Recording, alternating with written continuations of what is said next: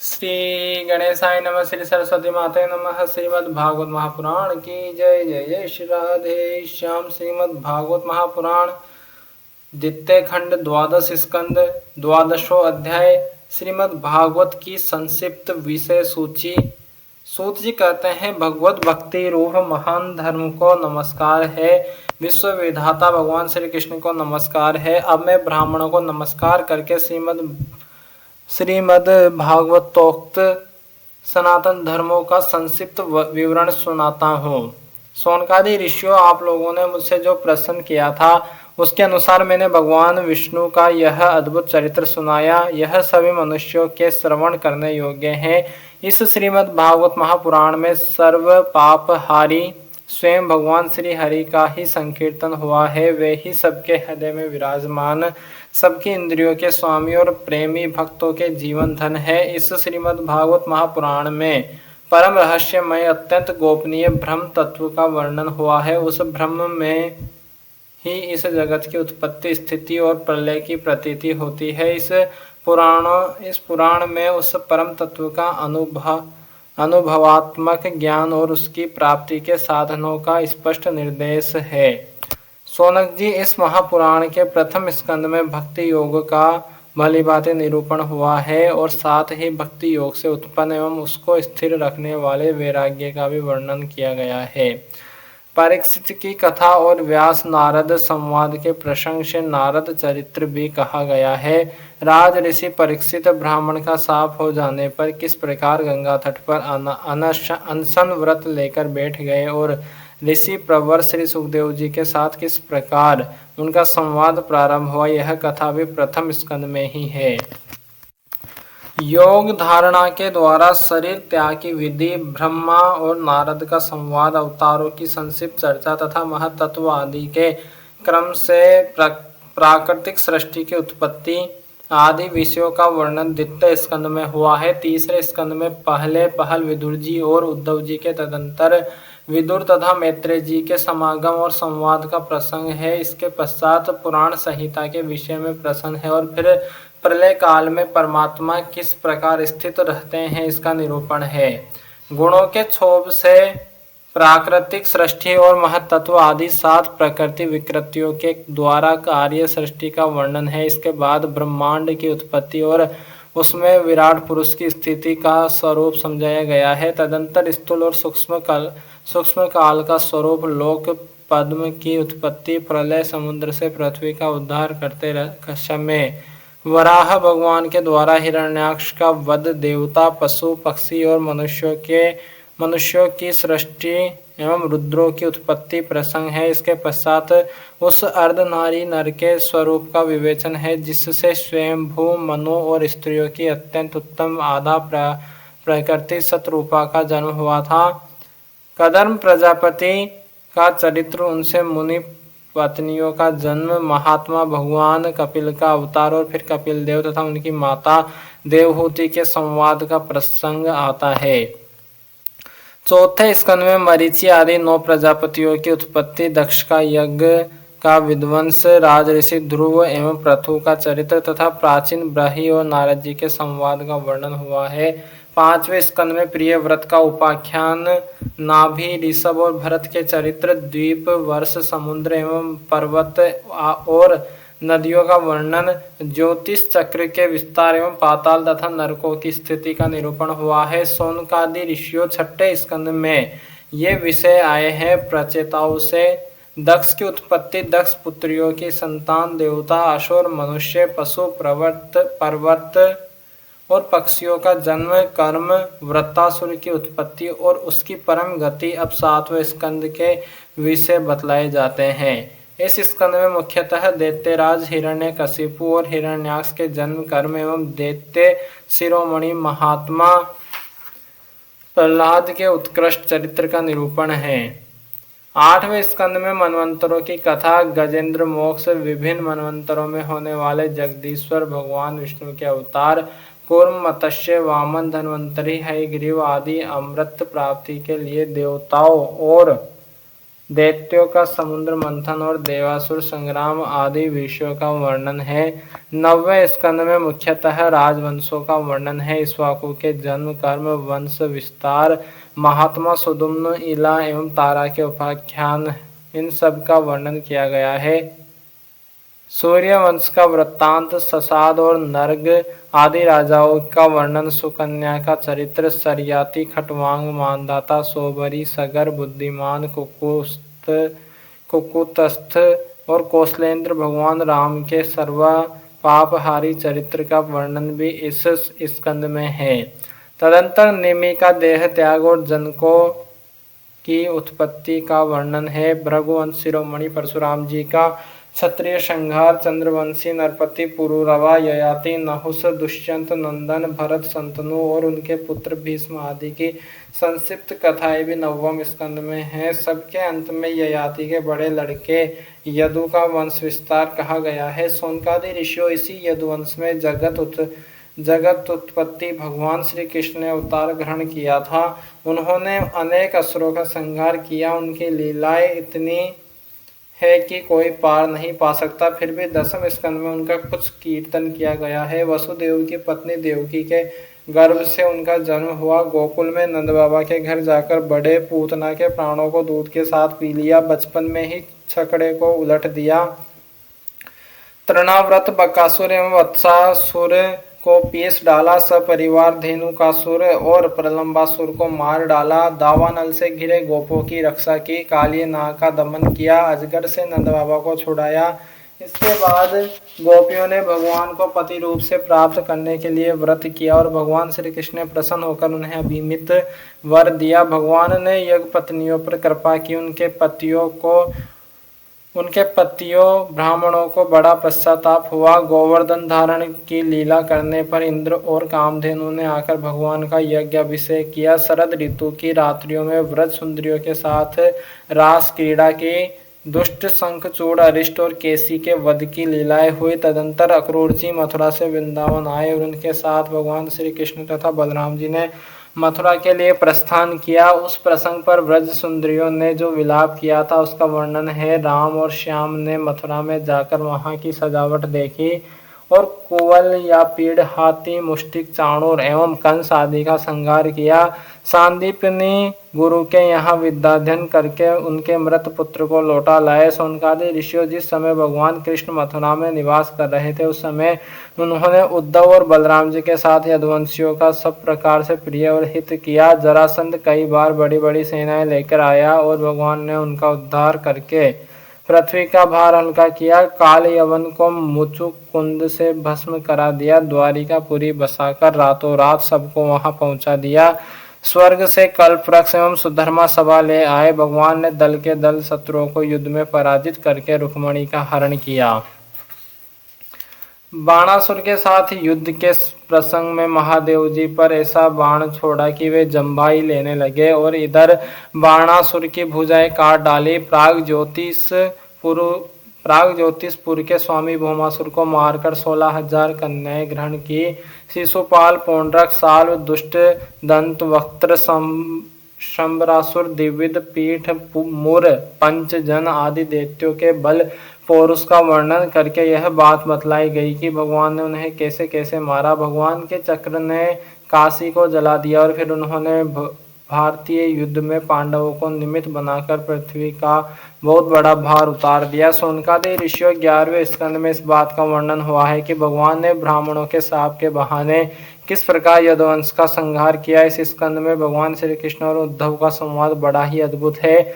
उसमें संपूर्ण आत्मज्ञान और धर्म निर्णय का निरूपण हुआ है और अंत में यह बात बताई गई है कि भगवान श्री कृष्ण ने अपने आत्मयोग के प्रभाव से किस प्रकार मृत्यु लोक का परित्याग किया। 12वें स्कंद में विभिन्न युगों के लक्षण और उनमें रहने वाले लोगों के व्यवहार का वर्णन किया गया है तथा यह भी बतलाया गया है कि कली युग में मनुष्यों की गति विपरीत होती है। 4 प्रकार के प्रलय और 3 प्रकार की उत्पत्ति का वर्णन भी इसी स्कंद में है। इसके बाद परम ज्ञानी राजऋषि परीक्षित के शरीर त्याग की बात कही गई है। तदंतर वेदों के शाखा विभाजन का प्रसंग आया है।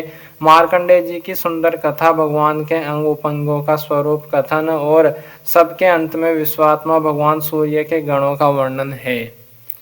सोनकादि ऋषियों, आप लोगों ने इस सत्संग के अवसर पर मुझसे जो कुछ पूछा था उसका वर्णन मैंने कर दिया। इसमें संदेह नहीं कि इस अवसर पर मैंने हर तरह से भगवान की लीला और उनके अवतार चरित्रों का ही कीर्तन किया है। जो मनुष्य गिरते पड़ते, फिसलते, दुख भोगते अथवा छींकते समय विवशता से भी ऊंचे स्वर से बोल उठता है हरये नमः, वह सब पापों से मुक्त हो जाता है।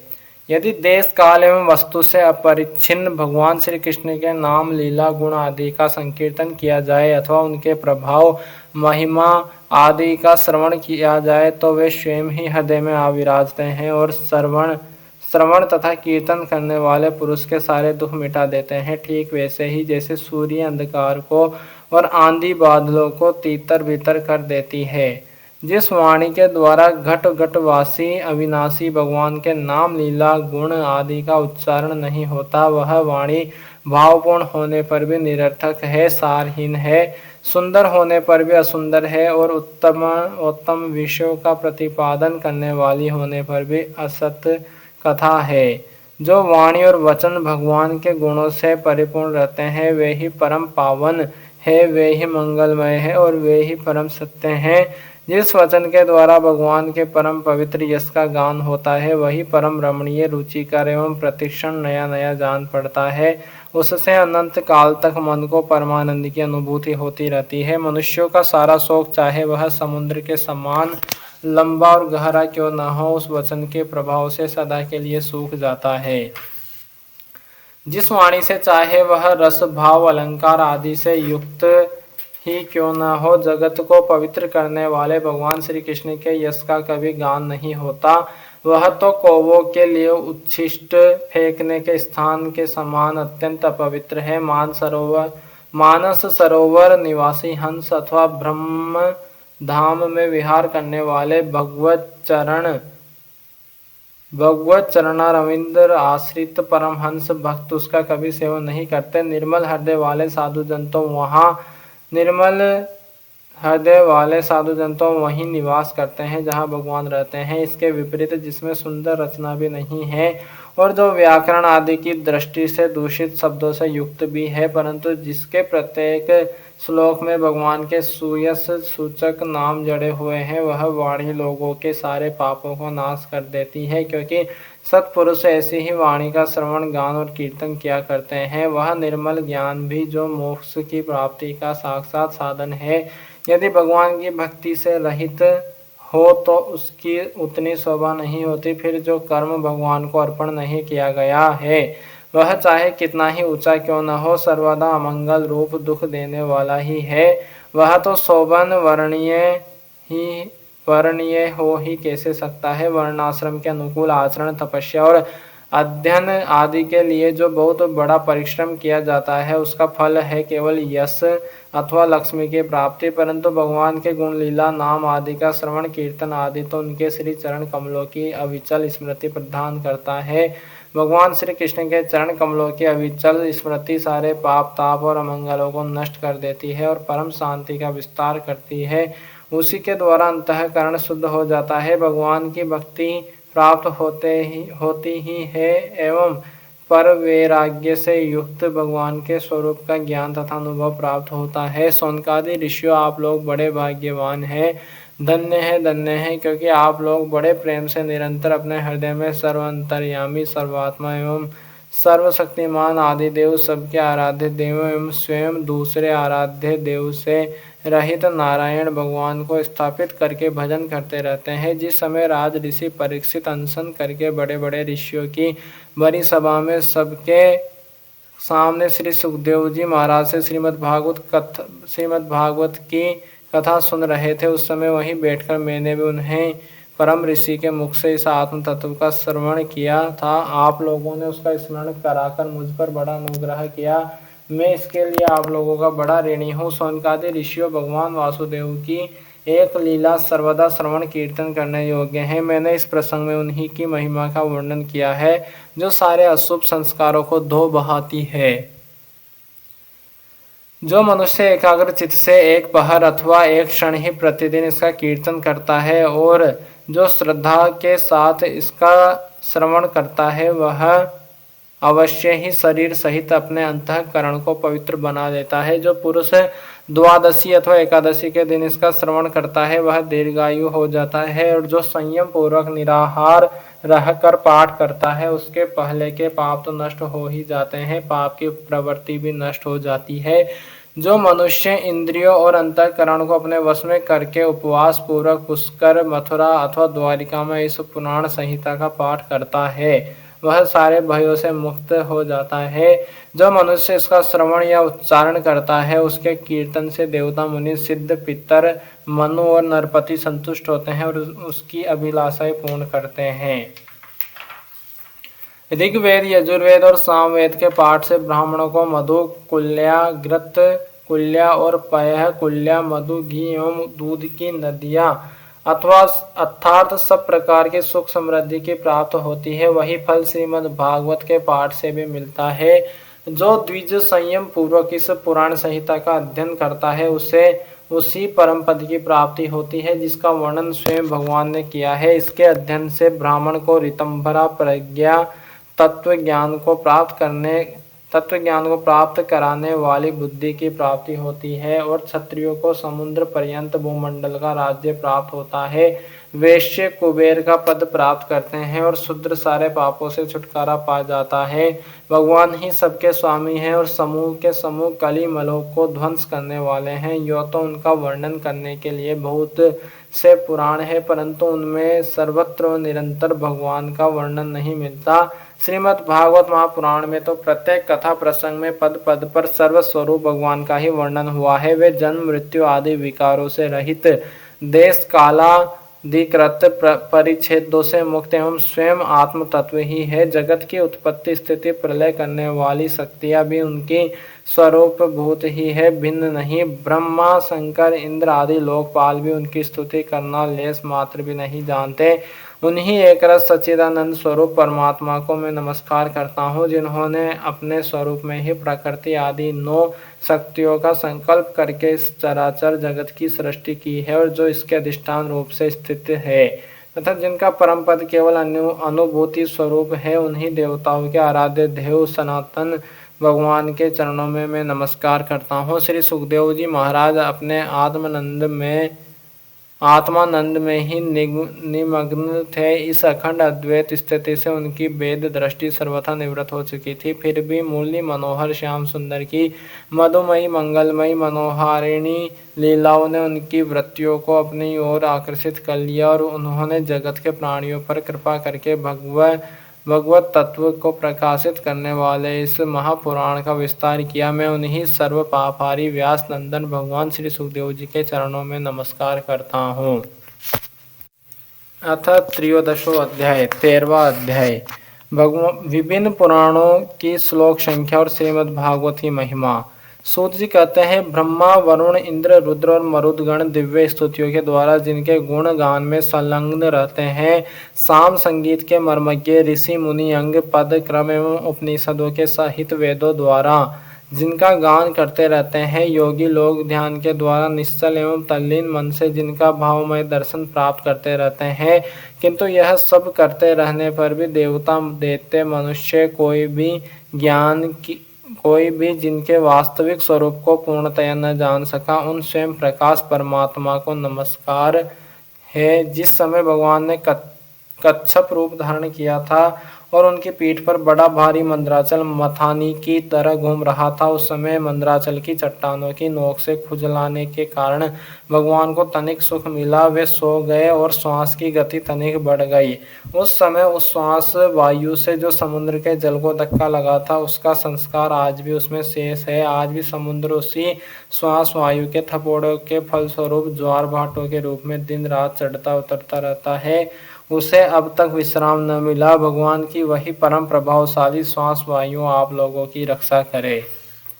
सोनक जी, अब पुराणों की अलग अलग श्लोक संख्या उनका जोड़, श्रीमद् भागवत का प्रतिपाद विषय और उसका प्रयोजन भी सुनिए। इसके दान की पद्धति तथा दान और पाठ आदि की महिमा भी आप लोग श्रवण कीजिए। ब्रह्म पुराण में 10,000 श्लोक, पद्म पुराण में 55,000, श्री विष्णु पुराण में 23,000 और शिव पुराण की श्लोक संख्या 24,000 है। श्रीमद् भागवत में 18,000, नारद पुराण में 25,000, मार्कंडे पुराण में 9,000 तथा अग्नि पुराण में 15,400 श्लोक है। भविष्य पुराण की श्लोक संख्या 14,500 है और ब्रह्मवैवर्त पुराण की 18,000 तथा लिंग पुराण में 11,000 श्लोक है। वराह पुराण में 24,000, स्कंद पुराण की श्लोक संख्या 81,100 है और वामन पुराण की 10,000। कूर्म पुराण 17,000 श्लोकों का और मत्स्य पुराण 14,000 श्लोकों का है। गरुड़ पुराण 19,000 श्लोक है और ब्रह्मांड पुराण में 12,000। इस प्रकार सब पुराणों की श्लोक संख्या कुल मिलाकर 4 लाख होती है। उनमें श्रीमद् भागवत जैसा कि पहले कहा जा चुका है 18,000 श्लोकों का है। सोनक जी, पहल भगवान विष्णु ने अपने नाभि कमल पर स्थित एवं संसार से भयभीत ब्रह्मा पर परम करुणा करके इस पुराण को प्रकाशित किया था। इसके आदि, मध्य और अंत में वैराग्य उत्पन्न करने वाली बहुत सी कथाएं हैं। इस महापुराण में जो भगवान श्री हरि की लीला कथाएं हैं वे तो अमृत स्वरूप है ही। उनके सेवन से सत्पुरुष और देवताओं को भी बड़ा ही आनंद मिलता है। आप लोग जानते हैं कि समस्त उपनिषदों का सार है ब्रह्म और आत्मा का एकत्व रूप अद्वितीय सद्वस्तु। वही श्रीमद् भागवत का प्रतिपाद्य विषय है। इसके निर्माण का प्रयोजन है एकमात्र केवल्य मोक्ष। जो पुरुष भाद्रपद मास की पूर्णिमा के दिन श्रीमद् भागवत को सोने के सिंहासन पर रखकर उसका दान करता है उसे परम गति प्राप्त होती है। संतों की सभा में तभी तक दूसरे पुराणों की शोभा होती है जब तक सर्वश्रेष्ठ स्वयं श्रीमद् भागवत महापुराण के दर्शन नहीं होते। यह श्रीमद् भागवत समस्त उपनिषदों का सार है। जो इस रस सुधा का पान करके थक चुका है वह किसी और पुराण शास्त्र में रम नहीं सकता। जैसे नदियों में गंगा, देवताओं में विष्णु और वैष्णवों में श्री शंकर जी सर्वश्रेष्ठ है, वैसे ही पुराणों में श्रीमद् भागवत है। सौनकादि ऋषियों जैसे संपूर्ण क्षेत्रों में काशी सर्वश्रेष्ठ है, वैसे ही पुराणों में श्रीमद् भागवत का स्थान सबसे ऊंचा है। यह श्रीमद् भागवत पुराण सर्वथा निर्दोष है। भगवान के प्यारे भक्त वैष्णव इससे बड़ा प्रेम करते हैं। इस पुराण में जीवन मुक्त परमहंसों के सर्वश्रेष्ठ अद्वितीय एवं माया के लेस से रहित ज्ञान का गान किया गया है। इस ग्रंथ की सबसे बड़ी विलक्षणता यह है कि इसका नेश कर्म में अर्थात कर्मों की आत्यंतिक निवृत्ति भी ज्ञान, वैराग्य एवं भक्ति से युक्त है। जो इसका श्रवण, पठन और मनन करने लगता है उसे भगवान की भक्ति प्राप्त हो जाती है और वह मुक्त हो जाता है। यह श्रीमद् भागवत भगवत तत्व ज्ञान का एक श्रेष्ठ प्रकाशक है। इसकी तुलना में और कोई भी पुराण नहीं है। इसे पहल स्वयं भगवान नारायण ने ब्रह्मा जी के लिए प्रकट किया था। फिर उन्होंने ही ब्रह्मा जी के रूप से देवर्षि नारद को उपदेश किया और नारद जी के रूप से भगवान श्री कृष्ण द्वैपायन व्यास को, तदंतर उन्होंने ही व्यास रूप से योगींद्र श्री सुखदेव जी को और सुखदेव जी के रूप से अत्यंत करुणावश राजऋषि परीक्षित को उपदेश किया। वे भगवान परम शुद्ध एवं मायामल से रहित है। शोक और मृत्यु उनके पास तक नहीं फटक सकते। हम सब उन्हीं परम सत्य स्वरूप परमेश्वर का ध्यान करते हैं। हम उन सर्वसाक्षी भगवान वासुदेव को नमस्कार करते हैं जिन्होंने कृपा करके मोक्ष अभिलाषी ब्रह्मा जी को इस श्रीमद् भागवत महापुराण का उपदेश किया। साथ ही हम उन योगी राज ब्रह्म स्वरूप श्री सुखदेव जी को भी नमस्कार करते हैं जिन्होंने श्रीमद् भागवत महापुराण सुनाकर संसार सर्प से डसे हुए राज ऋषि परीक्षित को मुक्त किया। देवताओं के आराध्य देव सर्वेश्वर आप ही हमारे एकमात्र स्वामी एवं सर्वस्व है। अब आप ऐसी कृपा कीजिए कि बार बार जन्म ग्रहण करते रहने पर भी आपके चरण कमलों में हमारी अविचल भक्ति बनी रहे। जिन भगवान के नामों का संकीर्तन सारे पापों को सर्वथा नष्ट कर देता है, वह जिन भगवान के चरणों में आत्मसमर्पण, उनके चरणों में प्रणति सर्वदा के लिए सब प्रकार के दुखों को शांत कर देती है, उन्हीं परम तत्व स्वरूप श्री हरि को मैं नमस्कार करता हूँ। इति 12 स्कंदः समाप्तः। संपूर्णो अध्याय ग्रंथः त्वदीयं वस्तु गोविंद तोभ्यमेव शरणं संप्रये तेन त्वदंग गृह कमले रतिम में यच्छ शाश्वतीम। हे गोविंद, आपकी वस्तु आपको ही समर्पण कर रहा हूँ, इसके द्वारा आपके चरण कमलों में मुझे शाश्वत प्रेम प्रदान करने की कृपा करे। श्री सीताराम भगवान की जय, श्री राधे श्याम जो सरकार की जय, हनुमान जी महाराज की जय, उमापति महादेव भगवान की जय, श्री लाडली जो सरकार की जय, श्री वृंदावन बिहारी लाल की जय, श्री सदगुरुदेव भगवान की जय, अपने अपने माता पिता की जय, भूदेव ब्राह्मण की जय, भूदेव संतन की जय, विरक्त ब्राह्मण की जय, विरक्त संतन की जय, सब पितरन की जय, श्री विराट पुरुष भगवान की जय, श्री नारायण भगवान की जय, भक्तोर भगवान की जय, सब ब्रजवासिन की जय, सभी गोपियन की जय, सब ग्वालन की जय।